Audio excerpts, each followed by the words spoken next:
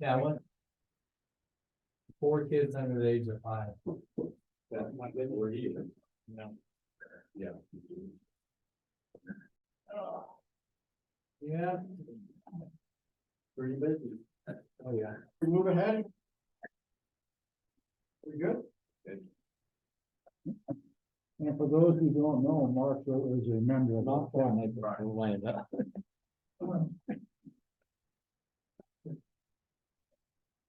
So. As we segue. We can't segue without a raffle. I have a hard time segueing without a raffle. When you're right, Fred? You've got issues. No, it was written on the wall up there. He had a written. Luncheon. They did lunch and raffle, and I just wasn't complete. It's like, I'm gonna ask Bob Young to, Dana, pick you up the got to winner deal with today. this now. No. But I have missed out quite a few times. Never mind.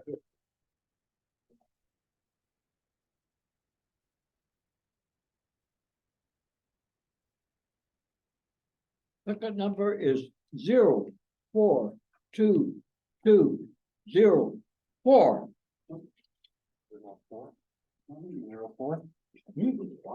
Can I borrow your pen?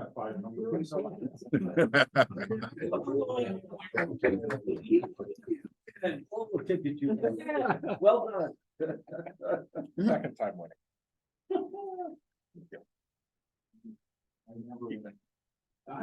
Keep it. There's $55 in the pot. Good, thank you. Man, thank you. Thank you. Excellent. Sean. So He's gonna spend it in about 2 weeks. 35 days. So Dana, now can I segue? Yeah. Okay. Thank you. So to segue from lunch, it's time for celebration, and we have 2 celebrations today. One is for the Patriot Ancestor of the Month, and the second one is an award. So first, the Patriot Ancestor of the Month. Everybody knows, or I think most people here know, that every month one compatriot talks about one of their Patriot ancestors, and we create a little poster. And the poster this month is to celebrate Jesse Meade, who was a Patriot ancestor of Jerry Meade. So I'd like to turn the meeting over to Jerry to say a few words about Jesse and his Patriot ancestor. You want to hold that up or? Oh, I gotta use that now. Oh, you know what, whatever. Thank you. Cool. My 5th great grandfather, Jesse Meade, was the second son of Violet Meade and Abigail Rundle. Was born in the town of First Neck, later known as Greenwich, Connecticut, on the 27th of October of 1739. Violet and Abigail were blessed with a family of 5 boys and 4 girls. All of the boys served in the Revolutionary War.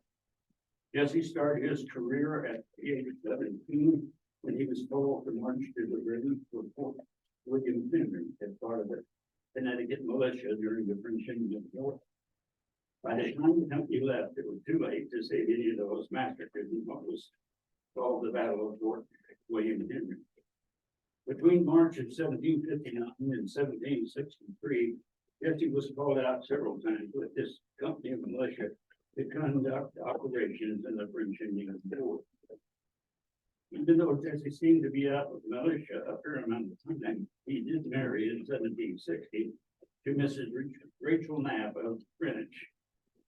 A significant share of the male inhabitants of Greenwich fought in the French Indian War, and we continued to supply fighting men for the future revolution. Their experience in the French Indian War and the required training of militia starting in 1760 prepared them for the events of 1775.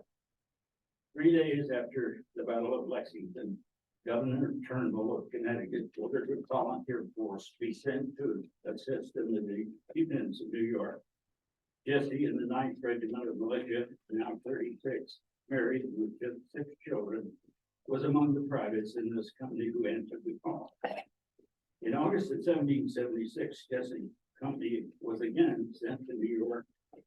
The company took part in the Battle of Long Island on the 27th of August. The soldiers were heavily outnumbered and their commanders less than adequate to stem the British assault.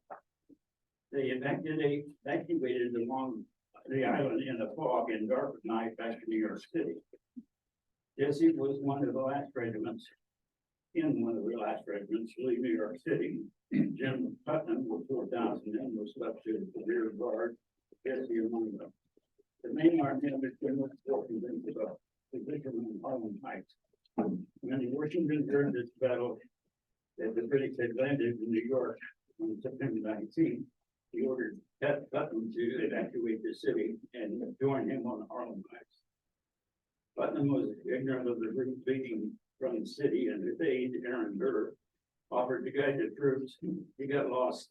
Jesse's company suffered severe losses in a skirmish with the British light cavalry. After the retreat, they were posted on Harlem Heights and remained there until the Battle of White Plains on October 28th. Engaged in that action, Jesse's company suffered additional losses. Jesse's brothers, Giles, a sergeant, and Eli, a private, served at the same time Captain Matthew Meade's company. After the Battle of White Plains, the 9th Regiment was again called out. This time, Lieutenant John Meade's regiment, under General Wooster, was sent to the Westchester border. Jesse and his brother Eli ran Captain Matthew Meade's company in the same service to protect the people from depredations and marauding Tory gang.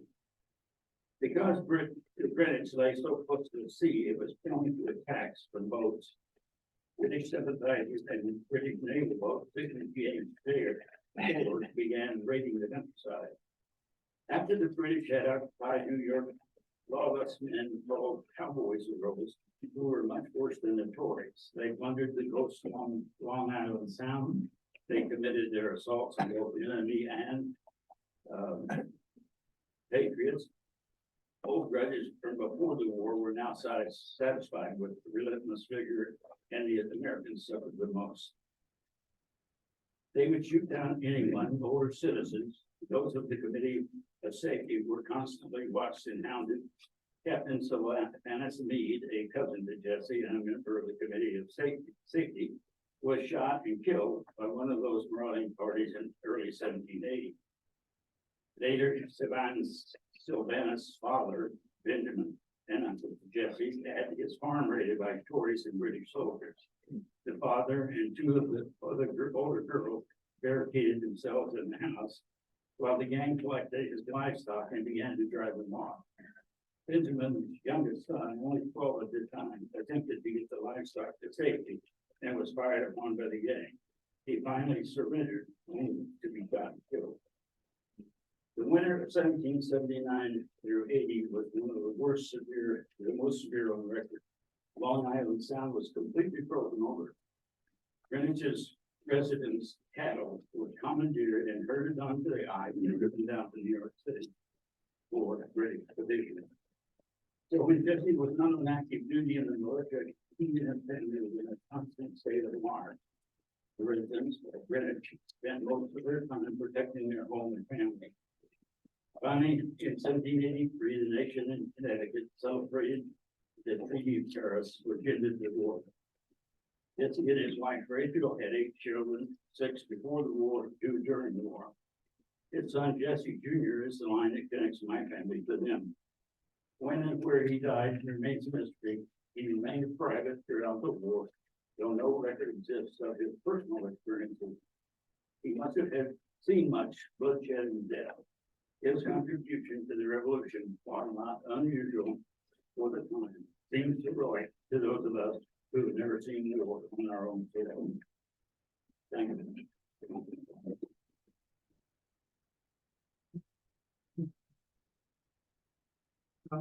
Well done, Jerry. Thanks very much. Was like 6 minutes? There was 5 or 6 minutes and 2 seconds. A little timing competition, just to think back in the last couple of months, I'll pass these around. Last month, was David Swanson celebrating, his patriot ancestor, George Hart. A couple months ago, it was, Mike Jones and his patriot ancestor, Dicey Langton, was a teenage girl at the time. George White celebrating, John Wheatley, from New Hampshire. And then this one is, two of my patriot ancestors, a father and son, Jonathan Pettibone and his son, Abijah. So anybody who wants to sign up for Patriot Ancestor of the Month, for November, open spot, let me know and we'll turn it into a poster. And also first quarter next year, get some people, let's get everybody signed up. Also, since this is a time of celebration, after lunch, not just celebrating the past and a patriot ancestor, but celebrating the present and one of our own. I'd like to ask Chuck, Christoph to come up, please. This is an award, for Chuck, for a military service Veterans Corps Award. So this is a very special award for your service and all you do for veterans organizations. So congratulations.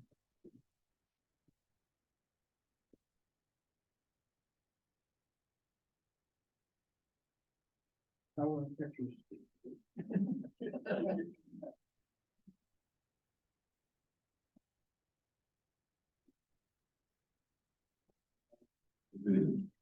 Pardon me? What? I know, we've been there. This is the intro slide. I'm gonna introduce Rick. I'm a little confused this morning, as you can tell, but we'll go with it. So, everybody knows Rick. Rick was our president the last couple of years. Is now commander of our chapter color guard, very involved in the chapter. And Rick is a mentor to me when I joined the SAR. And it's because of him that I'm doing this now. Thanks a lot. And this is the real, our first ever multimedia, multi-sensory presentation. Usually we just have a presentation, talk about history, which is great. This time we have a video produced by Rick, as well as a sampling of a menu item, also prepared by Rick. So this is multimedia extravaganza. And I'll turn it over to you, and I'll try to run this and reach out to it. Yes, if you want to. Oh, sure. Okay. So here's the recipe that we're gonna try later on, and what we're gonna talk about today is called the West Indian pepper pot stew. Say that 10 times as fast as you can. So I'm gonna pass this around in case you want to try it at home. Yep. You got right? We're good? Okay.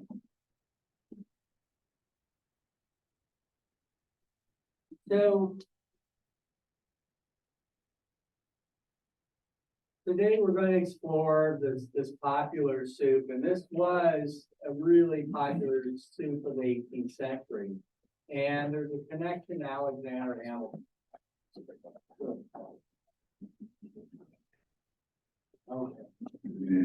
The West Indian pepper pot soup was likely got started after the stew. It followed the path of the slave trade to the West Indies and then to the Atlantic coast of North America. Like many African dishes, the exact ingredients vary depending on what was available. The ports that conducted the most trade with the West Indies were Charleston, Norfolk, and Philadelphia. Its new home really became Philadelphia, where the German influence changed some of the original main ingredients or the meats in the soup. And by the way, you're going to find out really quickly if there's any vegetarians in the room, you should probably just leave it now. But, at the time, some of the meats, were changed to beef, tripe, and veal, and became a real staple of the city's cooking. In 1788, a gentleman by the name of Richard Briggs established a comprehensive cookbook called The English Art of Cookery. Richard Briggs was an English tavern owner in London. For many years, he was a cook at the Globe Tavern on Fleet Street. Although English, his 700-page cookbook was the first cookbook published specifically for the American market, which included New World ingredients. And it was unique until Amelia Simmons published really the first homegrown cookbook in this country in 1796. And I'll pass it around so you guys can take a look at it. Richard Briggs cookbook can still be found on Amazon as well as Townsend. So I know many of you form frequent Townsends, but you can buy there if you're interested in ordering it. The updated cookbook or the updated recipe we're using today comes out of Laura Cuman's cookbook called the Hamilton Cookbook. There is no doubt that Hamilton would have dined at some point on this soup, maybe, but doubtful in the West Indies because this is not a soup of the impoverished, but likely in North America, especially with his wife's Dutch family. Pepper pot soup was all the rage for soups at the time. The other being one of the ones I hate the most, split green pea soup. So, yeah, take her over there. Yeah. My wife's a real fan too. Pepper pot soup was not a peasant dish. No, this was rarefied by the exotic spices and an insane amount of meats in the soup. There's also a rumor that pepper pot soup was invented at Valley Forge, where Hamilton was with Washington. I find this highly suspect. The spices and ingredients were rare in scarcity and expensive. There's no doubt that the troops of Valley Forge created soup using a myriad of scraps of anything they could find. And I believe this is where the relationship really ends. Next slide. Okay, so to create West Indian pepper pot soup, and you will need the following ingredients. You'll need olive oil, 1 pound of veal. My wife does not let me buy veal. Veal sausage or beef sausage, which is what is in today's soup. 1/2 pound of chopped ham chunks. 1 lamb chop or 4 to 5 ounces of lamb. 2 pounds of chuck stew meat. 6 ounces of crab meat. 3 medium onions. 2 celery stalks. 1 large leek. 1 teaspoon of thyme leaves, rosemary leaves, couple bay leaves, 3 cloves. You're beginning to see the spices from the West Indies, black pepper, allspice, mace, a large carrot, turnip, 6 leaves of cabbage cut in a ribbon cut. And this is where it really gets its name. You can use cayenne pepper or pepper flakes. Now, I tried this. This is not the batch. My first batch was so spicy that I overdid it. I decided, based on our demographic, except for this young gentleman over here, that maybe I would tone it down. So today's soup is actually pretty bland. You'll need 2.5 cups or 2 1/4 cups of flour to make dumplings, and then a couple of teaspoons of butter because you also make a really good soup as well. Now you can try to run the video. David will probably be embarrassing because he works good. This is my first attempt at my GoPro video. I'll do it in the old.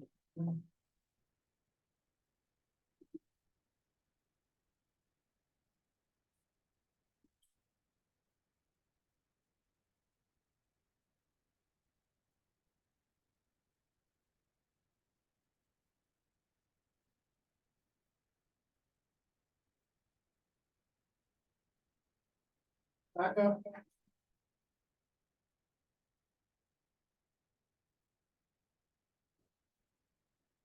Dancing.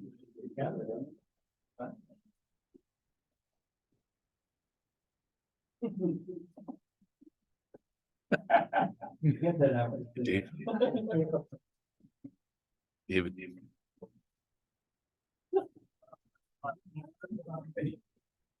It all worked out.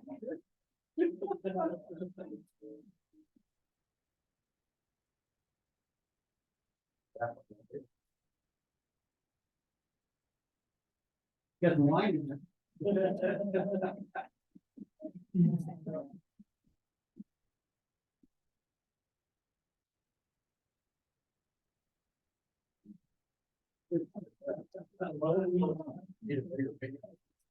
More wine.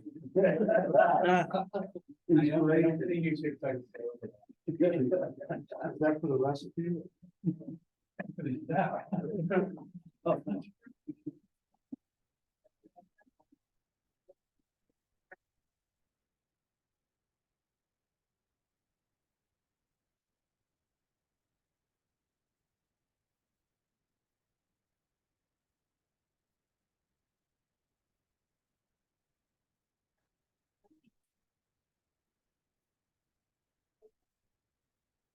debuting for cooking show.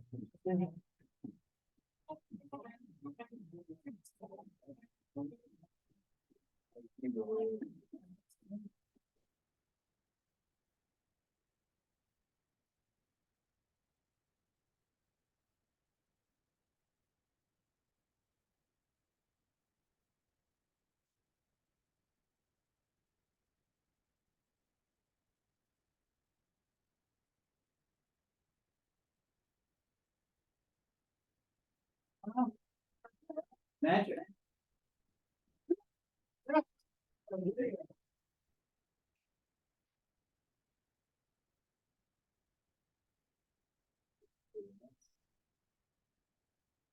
Okay, now it's time for history.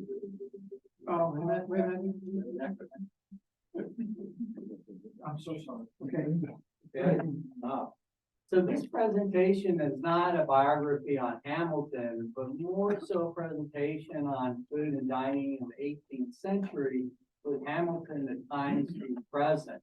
No doubt Hamilton, even poverty, was greatly influenced by the spices and flavors of the Caribbean, which were the foundation of his background and culture, having been born in the West Indies.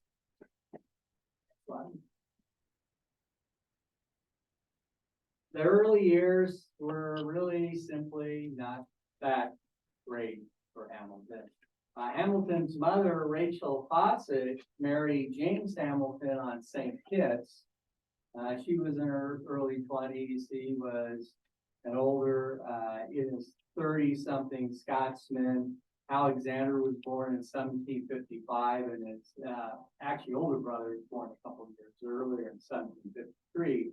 However, his mother Rachel was still actually married to her previously abusive husband that she had fled from on St. Croix. So her children were illegitimate.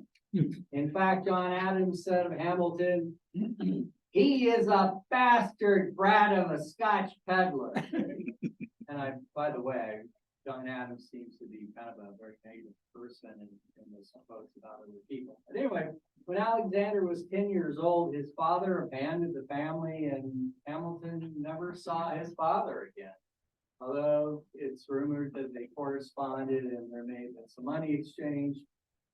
His mother managed to open and run a bodega, but then she got sick and died 18 months after opening it. Remember the abusive first husband that Rachel fled from St. Croix? Well, he swooped in and claimed the little possession she had had, leaving the Hamilton brothers with absolutely nothing. Both penniless, the preteen boys ended up in the care of their uncle by marriage, a widower by name of Peter Lytton. However, Peter died within 2 years of Rachel's death. Peter's father try to step in and try to help the boys. But then he died a short time after that. So the brothers were split up. Alexander went to live with Thomas Stevens, whom he had already started clerking for in a trading house. And this was a lucky turn for Alexander Hamilton. He learned as a clerk how to trade the island's resources of sugar, molasses, and rum for timber, flour, and other supplies. We don't really know what Hamilton dined on as a youth, but the fair bet based on his poverty would be a steady supply of diet of dried fish and a lot of bread. He might have gotten a sample of other foods, especially when his mother ran the bodega, or maybe at the Stevens home. He may have even tried today's soup at the Stevens home. However, he really couldn't be a foodie at the time, and it wasn't until meeting Thomas Jefferson that his taste really blossomed, especially at one very famous dinner that shaped history, and we will get to that in a little bit. Hamilton learned how to write, and he wrote a first-hand account on a hurricane that hit the island, and it was published. And that was his ticket out of poverty. Some local power brokers took notice, took up a collection to fund his travel to the American colonies so he could attend college. At age 21, while at King's College, does anybody know what that was renamed? Columbia. Good. Yeah. Columbia College. At age 21, he joined the Continental Army as a captain of artillery. George Washington took a shine to him in 1777, promoted him to lieutenant colonel, which began a friendship and mentorship that would last until Washington's death. Hamilton was with Washington during the winter at Valley Forge and also at Morristown, which was almost equally as bleak as from my understanding. Now, officers during these times lived a little bit differently than the average foot soldier. They were treated to fancy balls and receptions featuring young women to socialize with. Dinner parties were held. They may have been at one of these that Hamilton first tried West Indian pepper pot soup, or it may have been at Valley Forge, where again, it's legend that's where it was created with kind of the scrap soups that were put together. Next one. Certainly the homes where senior officers bivouacked were the centers of social events and dinner parties. This would include the rented Isaac Potts house at Valley Forge where Washington stayed. In fact, an additional log house was built behind the main house to hold dinner parties. An example of this was when 4 feisty women came to dine with Washington and staff.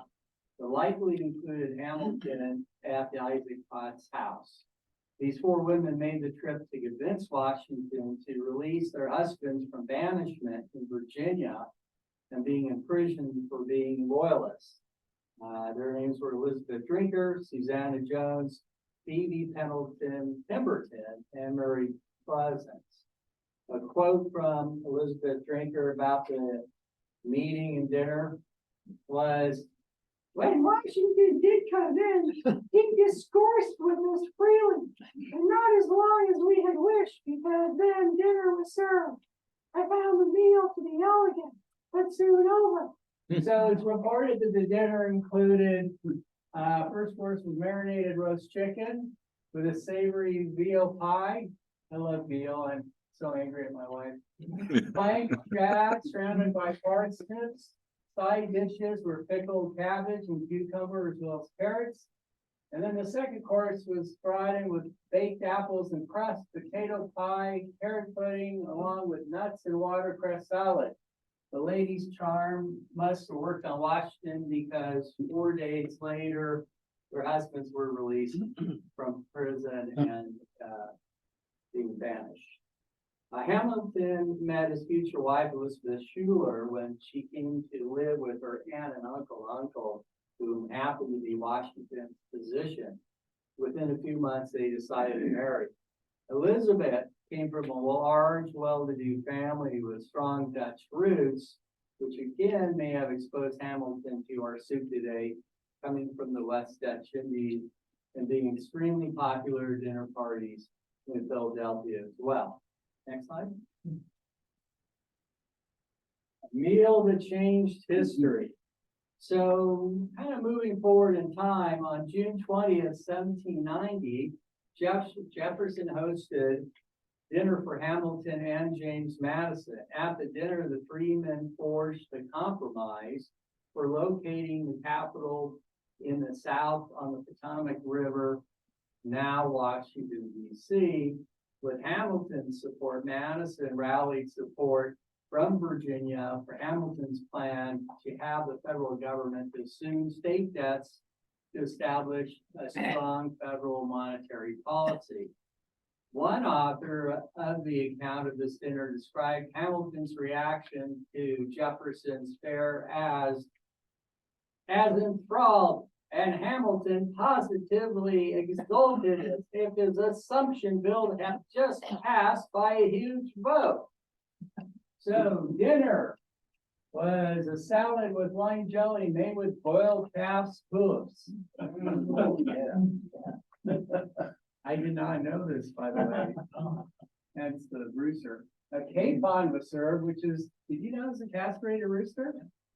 Who knew that? So this is, basically so they'll stay more tender. Rooster was stuffed with ham, chestnut puree, there was artichoke bottoms with truffles with cream sauce, or white, with cream, white wine and chicken stock, and red wine from Montepulciano, both de la mode, and a burgundy was served. Desserts, macaroons, bell fritter, cookies, vanilla ice cream served in a warm pastry. No wonder Hamilton crowed about this dinner. Yes, you could probably start. The higher voice. Yes.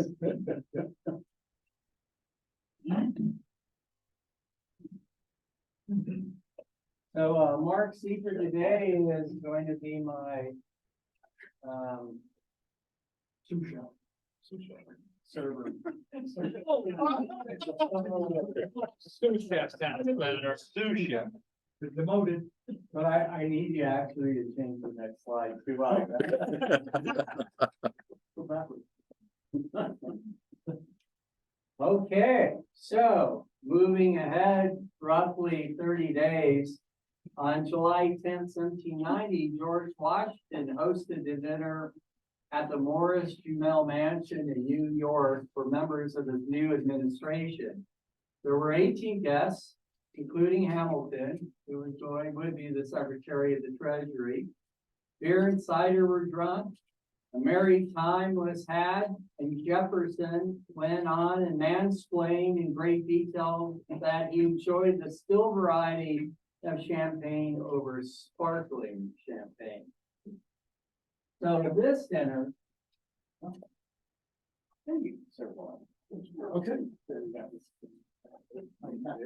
So there were soups at this dinner. So one of them could have been our hot upper pot soup. So again, I think diets have changed a little bit.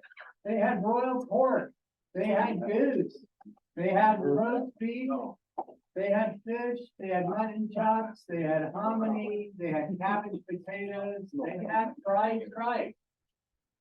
They had cheeses, vegetables, they had chocolate pudding, cream trifle, You're gonna pass on this really good soup? mince pies, I'm sorry. macaroons, corn, and apple pies. So, needless to say, I don't think anyone is hungry, and hopefully they're not that. Yeah. Okay, we'll wait till Mark, we can help. Oh, good. Got this going. Long as it's not spicy. And we just be in Louis goes first. He's younger and stronger. Oh. There you are. I was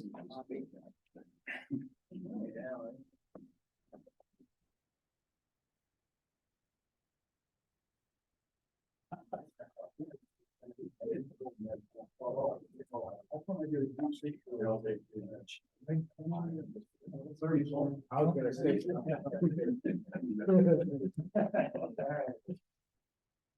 Very good.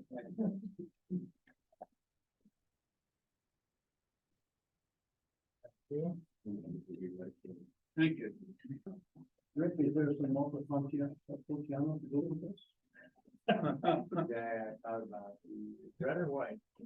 With this, I would definitely be red. Oh, yeah. I'd be a red burgundy. I don't know, what do you guys think?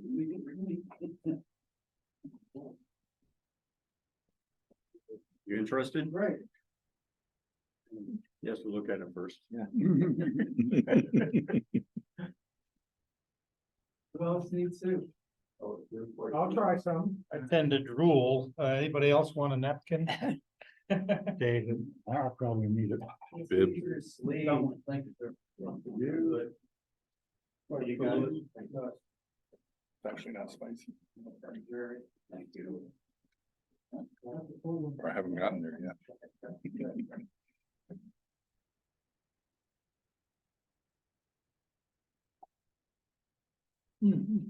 This is my party. Oh, yeah, it's Marty. So before we get to the next slide and kind of wrap this up. So yeah, if you look at the soup, Yeah, it's probably not an overly Pass those around. friendly soup, but you can imagine eating this in Philadelphia in the wintertime or New York. It almost tastes like a chowder. Does. You're probably picking up the crab. Oh, the crab, I picked it up right off the first bite. Yeah. Who are we missing? I think we got it, Robbie. You got everybody, you got, you guys? We got something to say, not really? That's fine. Next one. Next slide. No, no. Okay, hold on. Now, I could go on about Hamilton's accomplishments. He had a large family. He was also a bit of a ladies' man. He founded the Bank of New York. He practiced law. He's one of the authors of the Federalist Papers. He becomes Secretary of the Treasury. He writes Washington's farewell address. Later becomes the de facto head of the Army and second command, creates a bill to establish a military academy, and many more.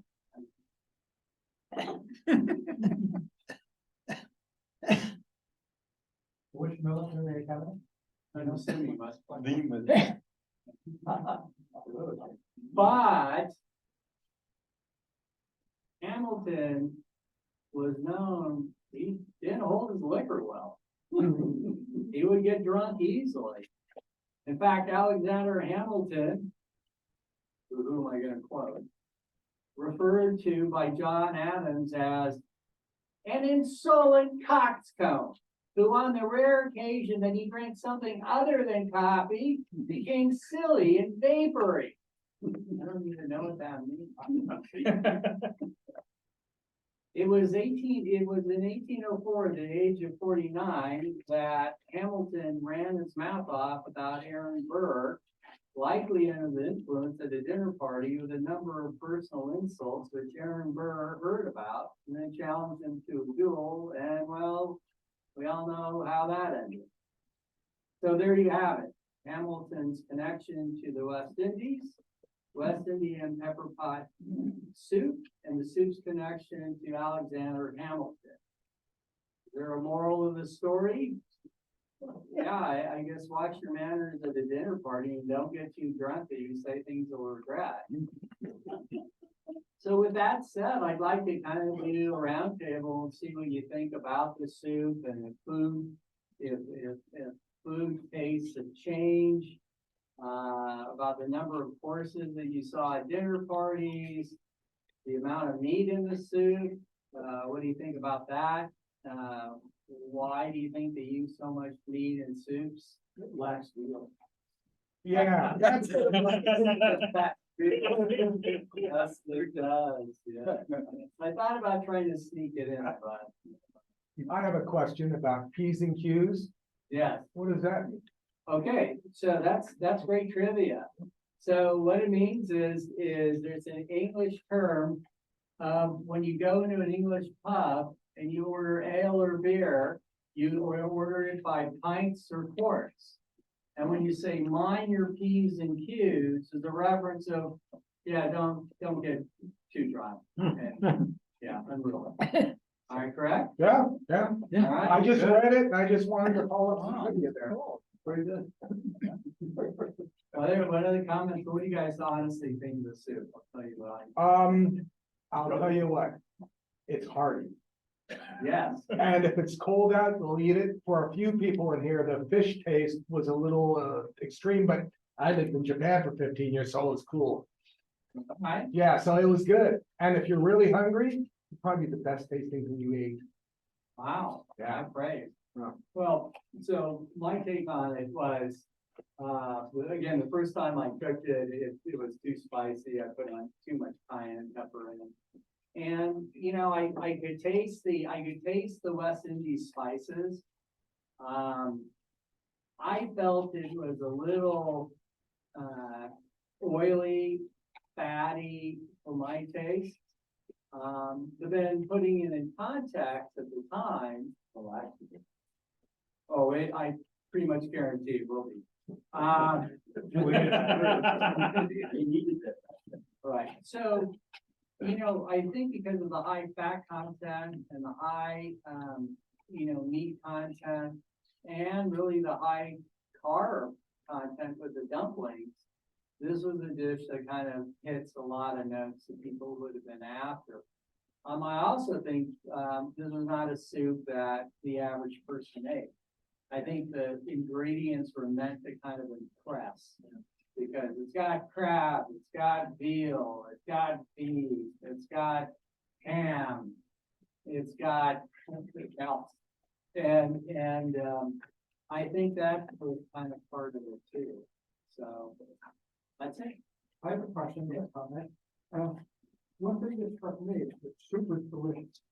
And when I look at the slides and think about what went along with dinners before and after the sweets and everything, it was like, sometimes I think of the period as being pretty grim and pretty frugal, and yet the menu is extraordinary with a whole range of textures, flavors, sweets, savory, salty. I mean, it's an amazing, complex. Yeah, so I'll occasionally go to dinners with like 7 or 8 courses, but when you look at these and those courses are usually pretty small. And but you know, I don't think this was the case. So, you know, they're throwing veal chops at you and fish and beef and tripe and soup. So imagine if this was your beginning soup and then you went on to eat like 10 more things. I don't know. Doctor? One of the things, I'm not gonna do it. One of the things that I found out over the last couple of years, though, is that the standard of living in America in 1775 was the top of the heap as far as the world is concerned on average. Huh?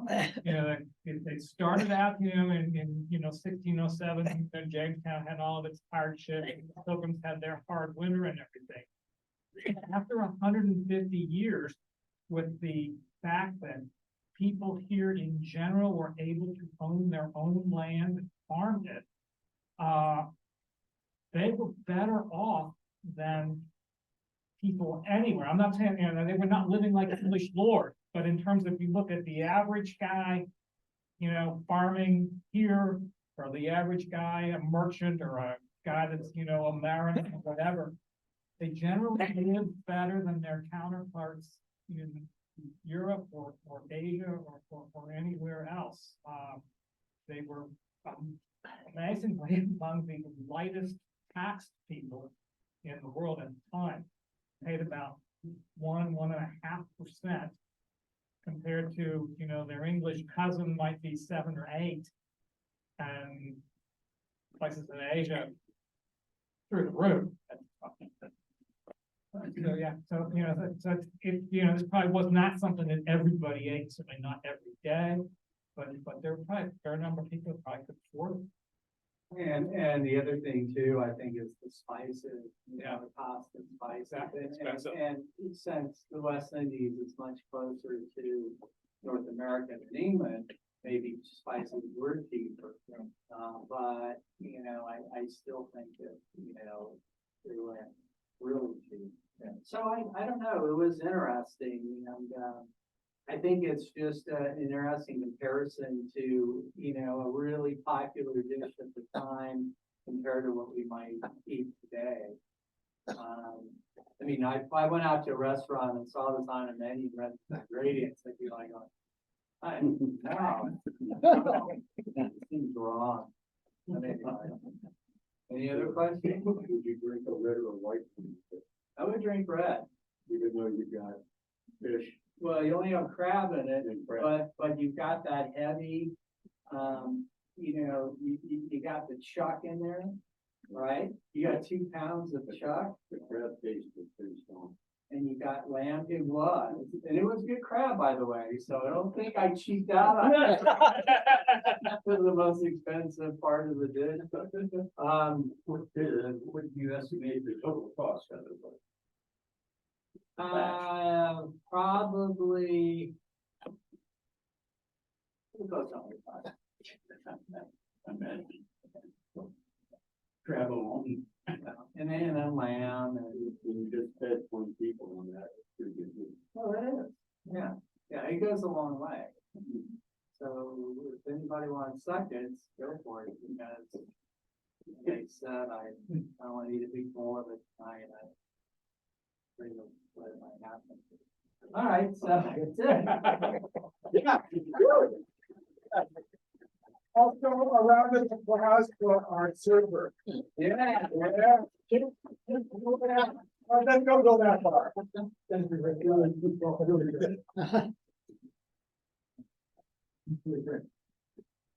So we did a big huzzah.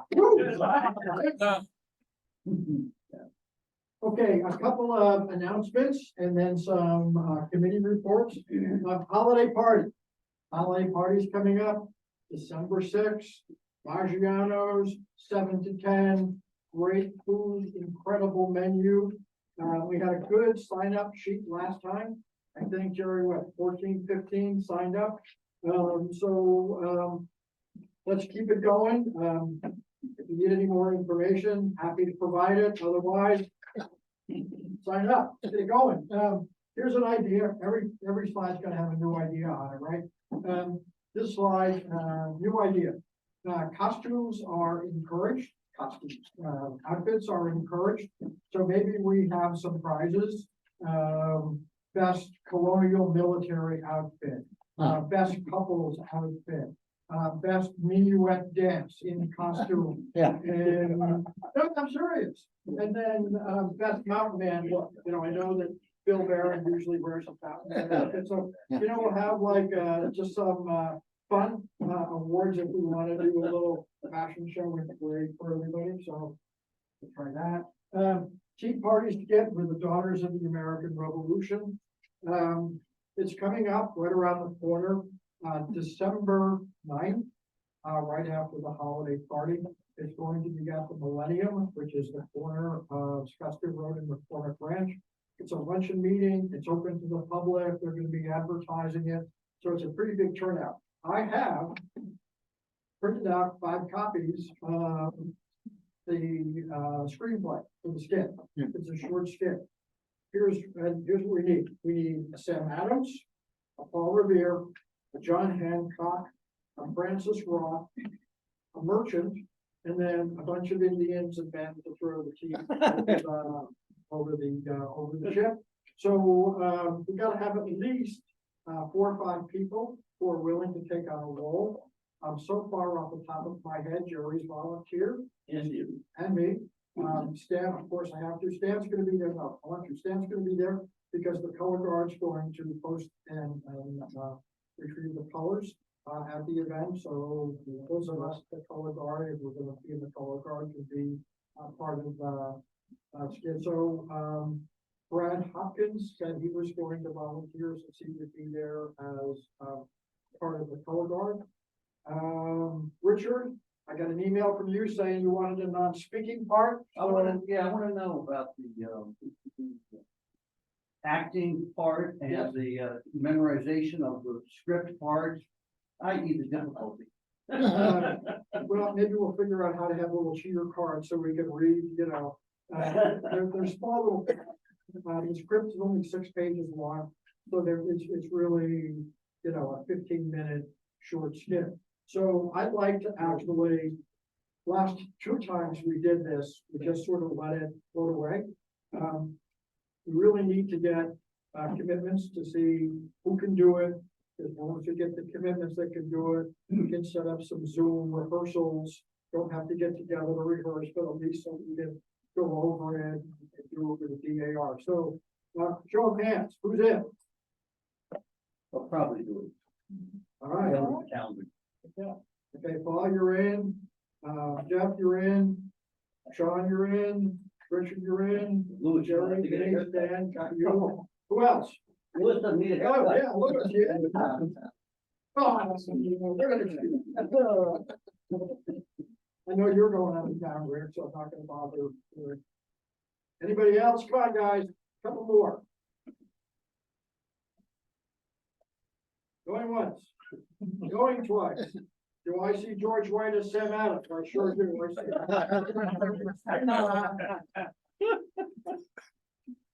Okay, anybody want to be Sam Adams? Sam Adams has got a role, Paul Revere's got a role. John Hancock was a pretty fancy guy. Yeah. Who wants to be a John Hancock? And what are we supposed to wear? If we don't have a proper attire? Well, the DAR has said they'll help us. Oh, good. Put together whatever we need to put together, and they're gonna help, outfit the Indians as well. They've got somebody working on set design. So, I think it's gonna be a real skit. There's gonna be a photo booth there. There's gonna be a couple of other things. So they're trying to make it a pretty big event and a kickoff to the 250th anniversary.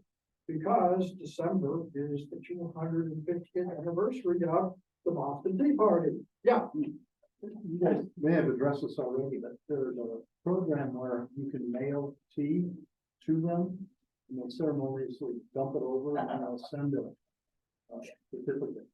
Oh, cool. Okay. Well, I know DAR is doing it, a lot of private. Yeah. So if we want to do that, I'll drop this address. Great, thank you. Great, Stephen. I think there's a Boston Tea Party committee, in Boston that's doing a whole mess of events too, so maybe you can get some ideas from them, so that'd be great. So, great. Happy to have you join the event group, Steve. Great. If you. Okay, anybody else on the Tea Party?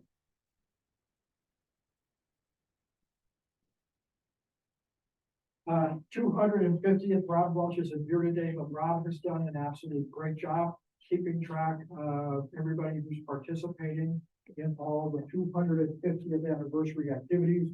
Stan volunteered last time to be the committee chair for the 250th committee for our chapter, which is great. Not to get overly excited over this, but at times I do reflect upon what's happening in our culture today and wonder if our patriot ancestors, sacrifices of the Constitution, of course, the Declaration of Independence, resonates with people today, like it resonates with us. So in all seriousness, doing the Boston Tea Party skit, doing a 250th anniversary, some activity is a way to show, not just celebrate our patriot ancestors, but to show some of the fundamental beliefs of what the country is founded upon and try to make them as relevant as can be today. The idea that Jerry talked about last time for the 250th, that Stan and I have talked about, is a pop-up colonial tavern. It would happen during free during after, July 4th, 2026. And have some, people in colonial dress, some skits.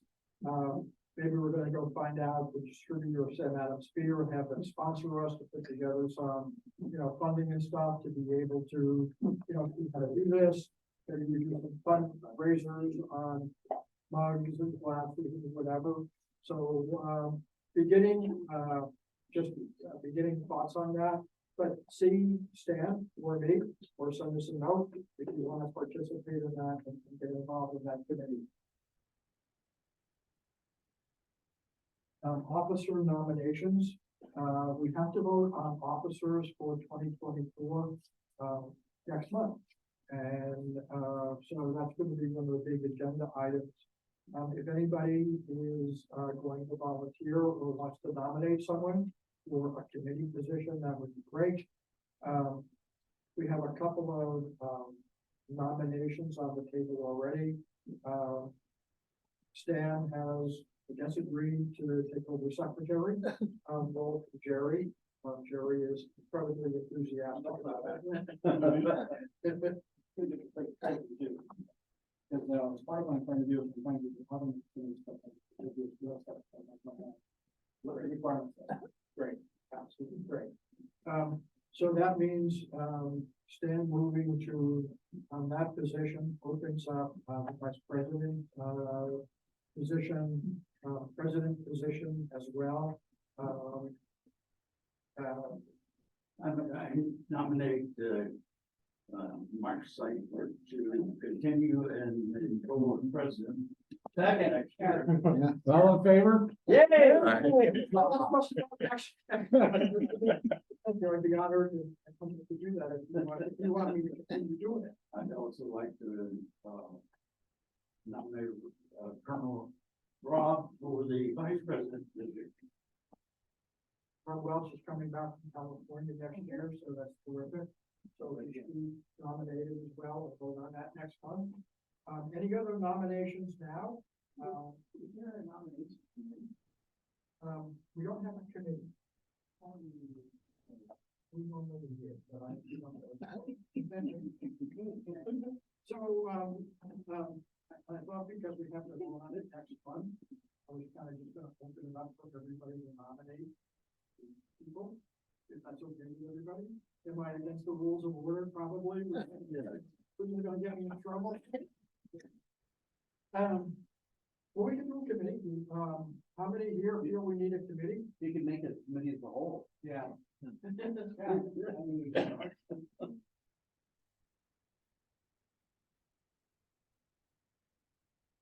That's changed, so I don't have the bylaws, but, yeah, I think, if there's a consensus.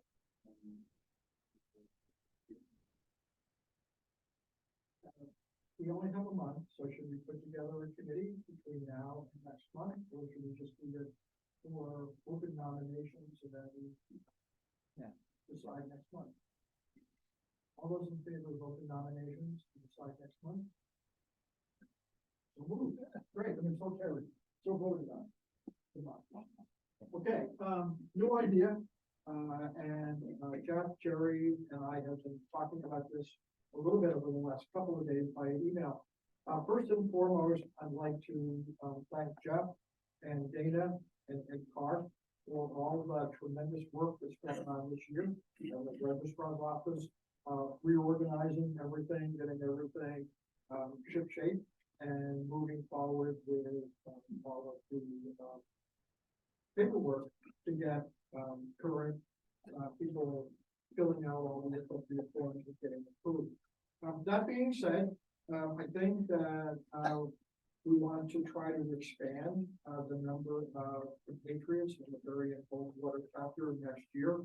So I'd like to open the floor for discussion on an idea for the November campaign, the November drive. I want to talk about it now rather than waiting until January, because I'd like to start the idea with an open house.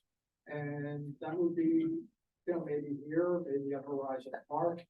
We advertise it, we get anybody who's interested. in history, the Constitution, genealogy, possibly joining, coming in and listening to, an open house about what the SAR is all about, what the chapter is all about, what we do, what the benefits are. So we very much like to, get going at a program like that. And I open the floor for any input on a new compatriot campaign for 2024. You know what the Mayflower Society does is they have I don't know that much about it. I wanna say they try to bring the database to, with the DOR, to kind of go back and forth. And, for the cross pollination. So if you figure if you had a Mayflower, your descent from Mayflower passing is likely to have a evolution ancestry. But of course, that would be kind of more a statewide type of program. I could talk to the Mayflower government and see if maybe they would be open to, creating that type of, just even in that. Yeah, that'd be great. That'd be great. I mean, I think one of the things that, was, thinking about watching the product, first you're gonna build awareness, and you're gonna have people think about it, and then you gotta convert to trial. I think if we look outside right now, it's proposed in the area, it said, and you ever heard of the Sons of the American Revolution? They go, isn't that one of those right-wing militia groups that got arrested on January 6th? No, I'm serious. What are people aware of? What do they know about? What do they think about? And it's either no awareness or, who knows? So I think one of the things at least I'd like to think about doing is making positive awareness about what we are, what we do, rather than negative point of view. Anyway, so maybe society, yeah. Are any of you on Twitter or X? James, Twitter. Yeah, X is on that. James Wood is on there all the time, talking about Sons of the American Revolution and about Facebook. Well, I don't know. It seems like we could at least get the local media, Fox News or somebody. The problem is you need to get people who want to be. Yeah, That's the positive thing. A lot of high schools, have a community service requirement on a lot of the students. And as they're juniors and seniors, they require more time. Like this morning, my better half was DAR, and we took feedback this morning. And a lot of the high school kids, my kids were Notre Dame, and they were looking for different places to volunteer for those hours that they needed, and they have to have that for graduation. So if there was something that SAR did that these kids could go be a part of, they could get their hours, and I think might spread the word in a positive way with the right generation. yeah, that'd be great. He's in the state. What are your thoughts? I think it's a good idea. What about, People are looking for opportunities, so. Yeah, there are a lot of high schools, a lot of kids who do that. Isn't it a state requirement? I don't think it's a state requirement. But I know there's a direct relation to schools looking at scholarship programs and everything else, community service hours they get in. So I think that SAR could get involved with some kind of community service that would dovetail the things that these kids could get their hours with. what about Scottsdale Boy Scout troops? From the angle of, is there a merit badge that's somewhat related? And then the parents then really get involved. Like sponsored time with Derby. Yeah. Yeah. Those always get good turnouts. Another thing is, there's bound to be more Hispanic descendants of people who don't during the revolution than we know about. And, reaching out to that audience might be something to look at. All right, so, does everyone, let's see, not a motion on the floor, but just a discussion, show of hands. How many think this is a idea we should continue to talk about and pursue and try to make something happen next year? Show of hands, great. Okay, sounds good, everybody. Great. Great. Calendar, we're almost done with the year. Next meeting is, November 11th. We talked about that at the last meeting. Let me just remind everybody, Saturday, November 11th is also Veterans Day. Yeah. The color guard is marching in the parade, so, yeah, so Stan will be there. But there was a vote last meeting to keep the November 11th meeting as it is, and not change it because of Veterans Day. Jim, I had you down for the, presentation, which is gonna be really interesting. A couple months ago, Mike Jones's, Patriot Ancestor of the Month was a teenage girl who ended up being a spy. Jim's presentation is on growing up fast as a teenager during the period, so that's gonna be terrific. And then we've got, the holiday party on Margiano's and the Boston Tea Party skit. And next meeting, I'll try to at least, I'll block out the first half of next year, so we can see what dates we need to put together. Any questions on the calendar? Can I make an announcement? Yeah, sure. So the state fall meeting, is, November 18th, Saturday at the Doubletree Hotel, in, Tempe, on Priest. The invitation will probably go out this weekend. And so look for that. Jerry, I'm not sure on Constant Contacts how updated the overall mailing list is versus state website. How do we? I don't know where it gets its data. It's not for me. I have all the data, but how do you want like provided USB or? Okay, let's talk about that because I want to send that out.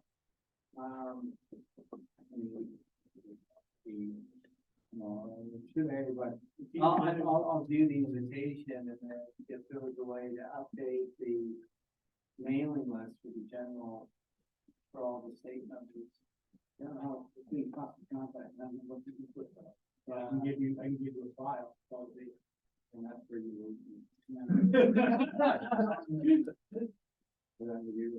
But I'll talk to you. So anyway, it's if you're a BOM member, especially it's important that you are there.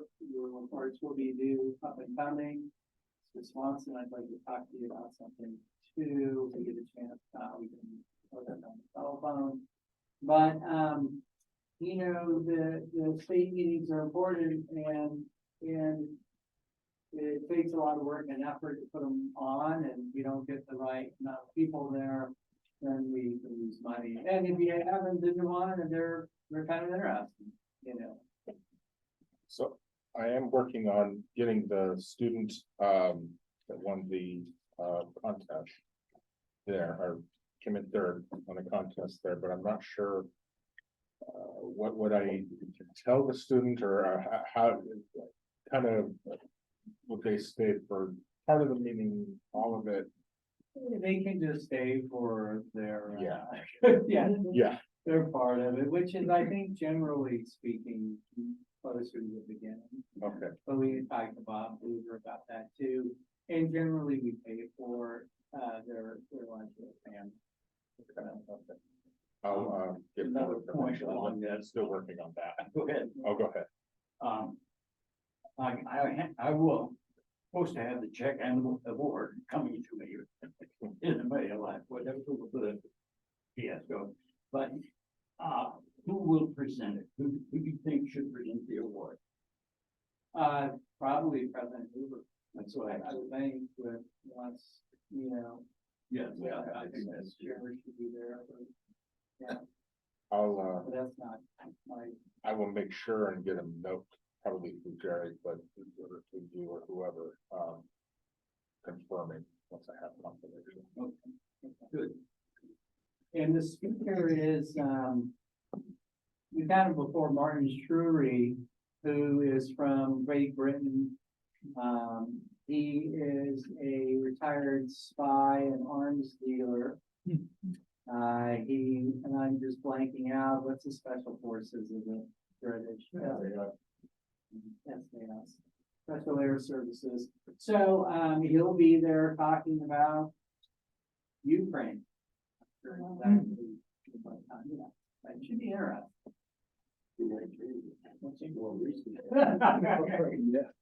Yeah, that's kind of getting the word out, taking advantage of you being there for the. Also, we can grab high schools within our chapter area. If we all kicked in like 40 or 50 bucks, put a scholarship together, awarded to somebody who researched their ancestry, trying to get back, and have the kids submit it to us, and even if it isn't like an ironclad, yes, they can get in there. Whoever does the best job and does it documents it. Because, I mean, money's key. You agree? Yeah, you gotta make this guy an officer. Yeah. You're not a charter. You know, then that kind of entangles us with the. Yeah. Yeah. That's a great idea. Great idea. But one of the offices that we need to fill desperately for the high school students is the ROTC, JROTC. We've been neglecting that for the last year and a half, since Rob left, because he couldn't be here to go visit the people that were involved. It's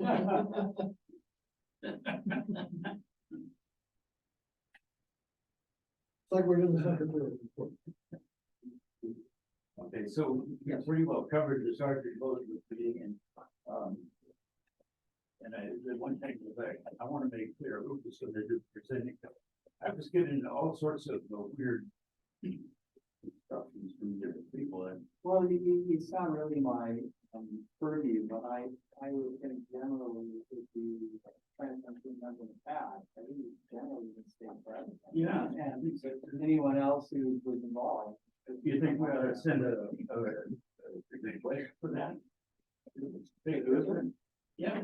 Yeah, I got an email from him. Yeah, I think he's back in the country, but, yeah. Okay.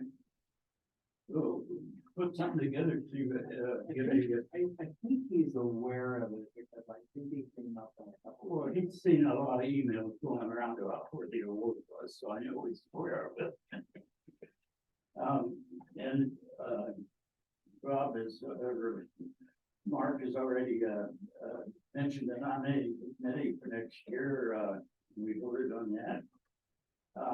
Another thing, we needed an audit committee for 2023, and we got a volunteer over here.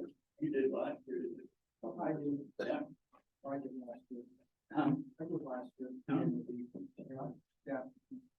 Okay. So you share that? Great. You, VP chairs. Oh, VP there.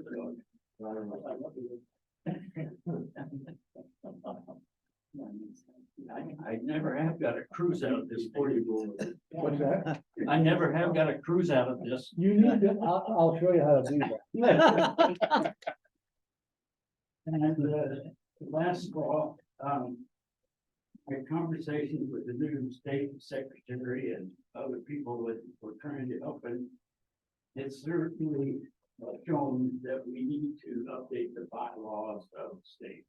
It is in miserable shape, not only because there was another revision that has never been published, but also the fact that we've got the register database now, which affects quite a bit of information there, and get the website, which there's instructions about what you should do with the website, and then, so that needs to be addressed, and, would you, want to bring that up at a state meeting, or you think we? I think probably before, so how that basically works is you want to change the bylaws, it's about a year process. And so, you know, what you want to do is you present the concept at one meeting, and then it takes another meeting before you can actually change the bylaws. But you are correct, there are things that there are dates where things were amended but not actually added in. So one of them was the color guard bylaws.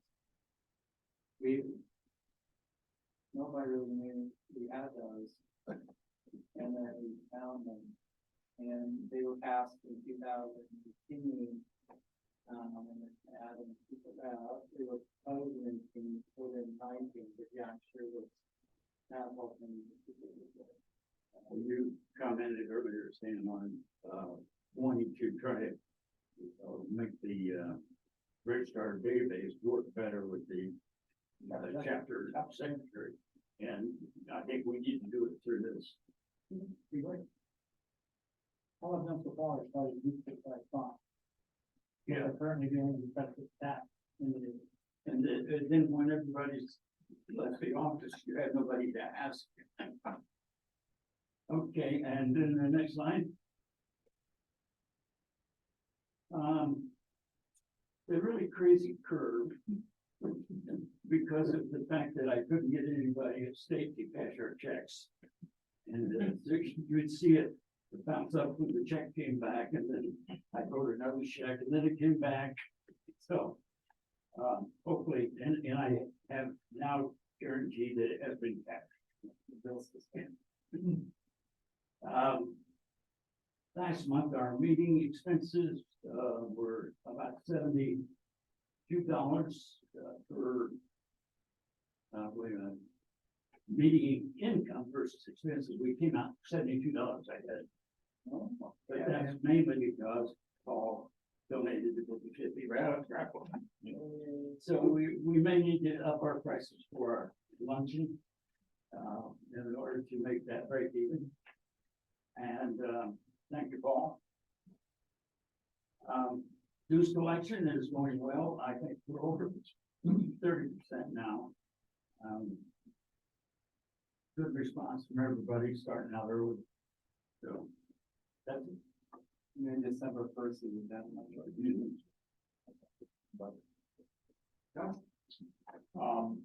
Since the September meeting with you, applications have been approved and recorded, Matthew Brodsky and Stephen Don. And 4 new applications have been submitted that are on the way to, or at national. There's, from the backlog that I'm hearing, there's 5 active applications moving along, they're all supplemental.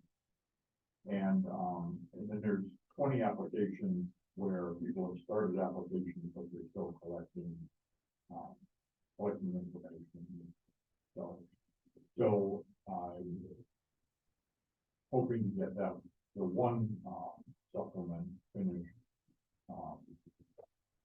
Sunday, tomorrow. And then I'll work on the other 4 that are fairly straightforward. And then I think I'll be done with the backlog for the follow-up. I have a question, the 20 applications you have input, for those people that have come in with your website, or just the new? They're a combination of different things, but most of them make contact to the state, and when the state by email sends me their name, and I contact them and give them, there's a standard email that I send out to tell them how to create an account online and to start their application. There's always, there's a couple of people on there that don't have a computer. Do you ever ask if they need assistance? Like, would you just, one way you could go is if you hire the professional genealogist, and here's 2 names and numbers. Do you ask that? I don't understand, but I could. Because, I mean,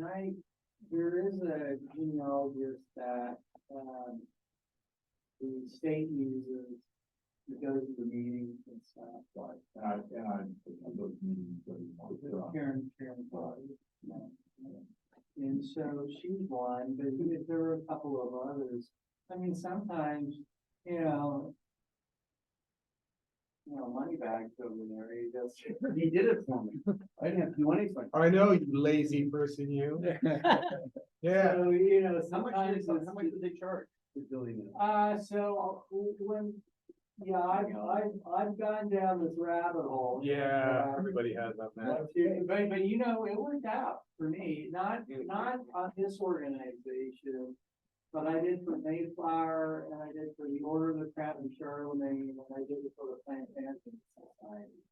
And it's just like, so the Order of the Crown and Charlemagne was 40 generations. It's just like, I don't know, do they still have yellow pages or white pages? I mean, it's like, seriously do it.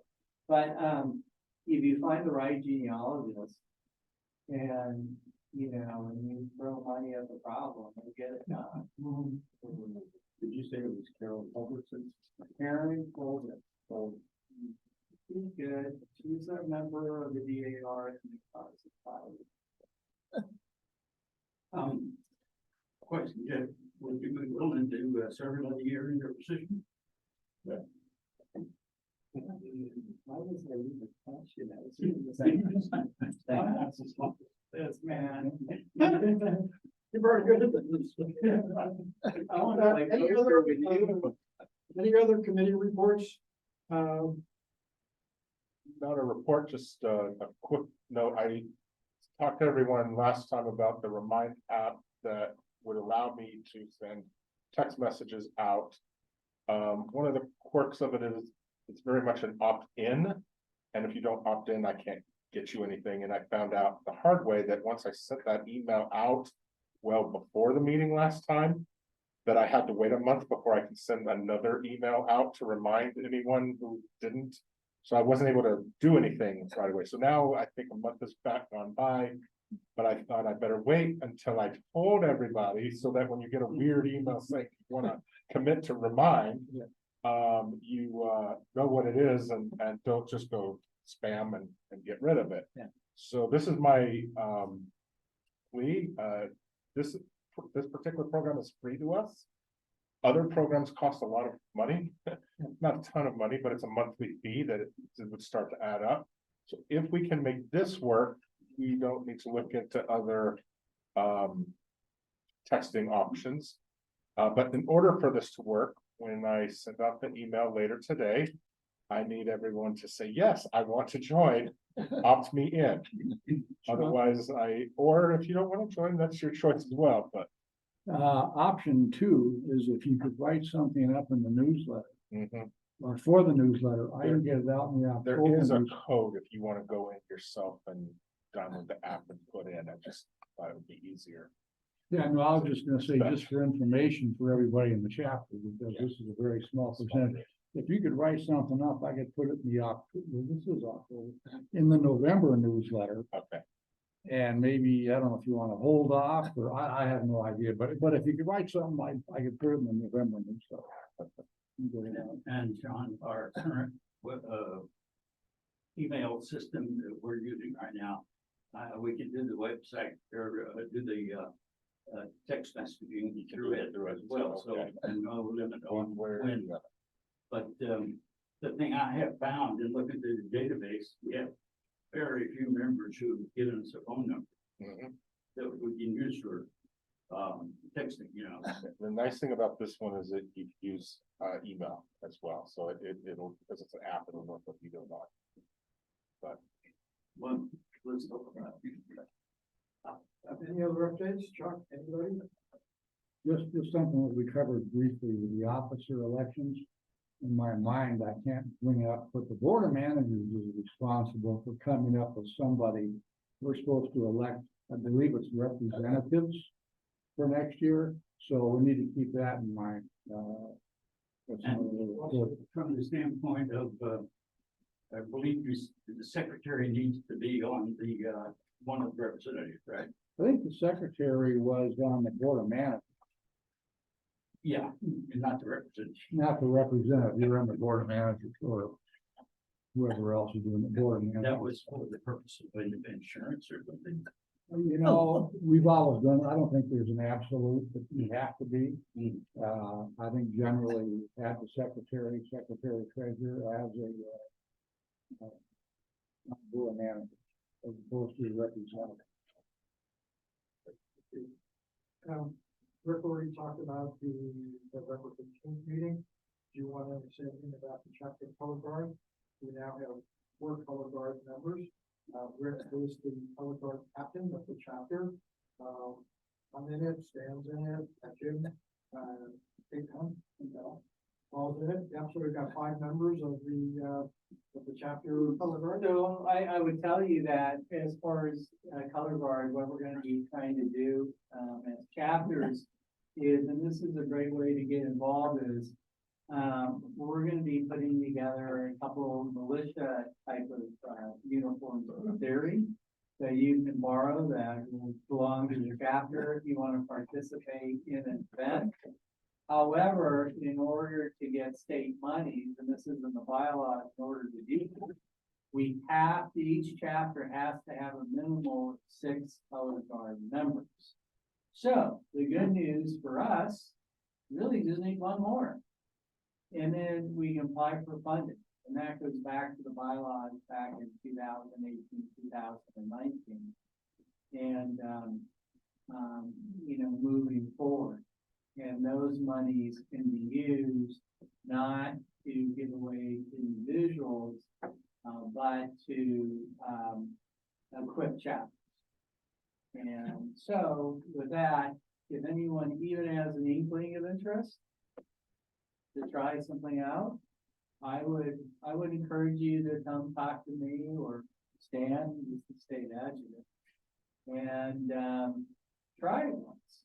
It is. So in fact, Who was, you know, so the first time, so I'll be really brief with this. So the first time I got roped into it was Bill Barron called me, and David Bonnet, who was the state color guard commander, and they wanted, there was a DAR event of the Cape Break. And, you know, they said, do you want to do this? And, you know, maybe Ed Carr's gonna do it. I'm like, going, really? But it's like, okay, well, I go, I don't have anything to wear. And Bill Barron, David Bonnet goes, oh, we've got some stuff. And so, you know, I borrowed this ill-fitting militia outfit and went to this DAR event. And all the DAR ladies and other people, guests were there, came up afterwards, and like, oh, great job, you guys, oh, you look so good, and blah, blah, blah. And that's all it took. And then, yeah, that's all it took. So then, you know, then I figured, well, then I think I did one more event down in Casa Grande when we had the BLM meeting down there. And then I figured, you know what, I'm smarter than the average bear. You know, I can get on eBay and other places and cobble together a uniform for probably $150. And you know, many times that later I do have a full uniform. But you know, it is fun. And when we did the Prada del Sol parade, we would be marching past people. And there's all these announcers, which is not just one booth, there's all these booths. And they would go, and these are the Sons of American Revolution, and they're descended from you know, members who actually fought the revolution. And it's like, woo, and they come up to you, want your picture with them, and yeah. So what's your advice for somebody who's looking for those? Well, I would actually go down to a place, well, you could probably borrow bits and pieces, but you could go down to Savers and pick up, you know, a shirt that kind of fits, that kind of fits the time period, and then buy a hat. And there's, there's people with multiple hats, and then for, I think, dress shoes, I had some old brown kind of suede shoes that, with buckles on and for those, and yeah, if you're interested, it's fun. But we really need the members, we're just short one in order to get state funding. So, I would say it this way, whoever volunteered to be number 6, make sure we get info on that side. oh, Well, another comment is, Brad Hopkins had put this, picture catalog together of our uniforms, it's on the website. Oh, yeah. And yeah, he had like 3 or 4 things on there 1 month ago, and I had my own one, I thought, maybe I'll do that. that Come on, that was part of the color guard committee ideas, were that we would actually chapters with trade uniforms. Or sell, it has to be chapter owned. But for instance, Prescott has 4 Navy uniforms. Well, they don't need it for. So you can borrow them from chapters, you can buy them. And there's bits and pieces, and you're right, they're now featured on the state website and Brad. Yeah, if we don't get it, so Prescott will get all of them. They've already got one of these people. right? Well, but actually, the recommendation to the fall meeting is no one chapter can take more than 1/6 of the annual budget because of 6 chapters. Yeah, You want me to do the God Bless America? Do you wanna do it after the benediction or before? We can, either way, Let's do it now, Bob. okay. Let's do it.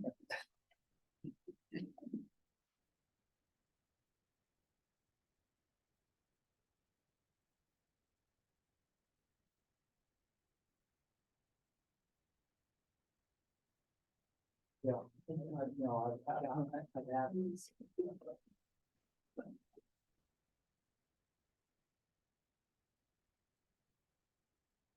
Historically, with this, back in, 1930, things were going to hell in a handbasket in Europe. Indeed, they were, wars, rivers of wars, absorbing poverty in Europe.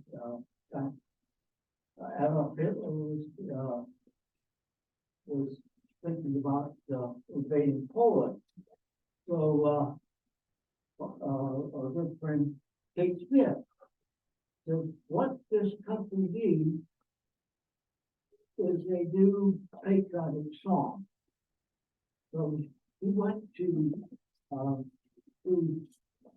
in Berlin and said, would you write me a patriotic song for my show this Sunday night? He said, well, just a minute. Trump, they pulled out a score for the musical he had written but didn't use. So he's had Kate Smith well, here, you have about 6 minutes to use this. And so before she sang it on the Sunday night show, she penned these words. When the storm clouds gather far across the sea, let us all be thankful for the land of free. Let us all be grateful for a land so fair, as we raise our voices in this song of praise. God bless America.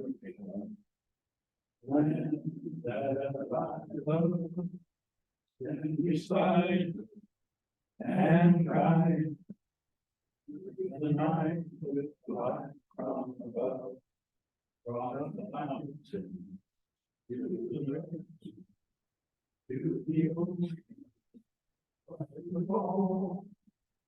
God bless America. Sweet home.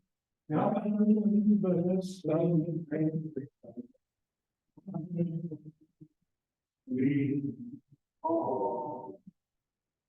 Yeah.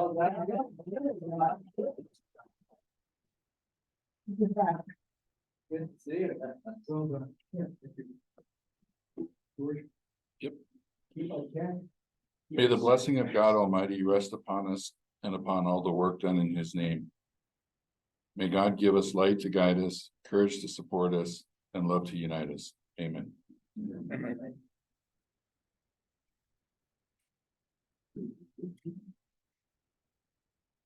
Then we read again. Let us remember our obligations to our forefathers, who gave us our Constitution, the Bill of Rights, and independence, free court, and a nation of free men. Next meeting, November 11th. Jim is gonna be the presenter. It is at, Horizon Community Center, so not the building. It's at the Horizon next time. And officially, meeting adjourned. Thanks, everybody. Thank you.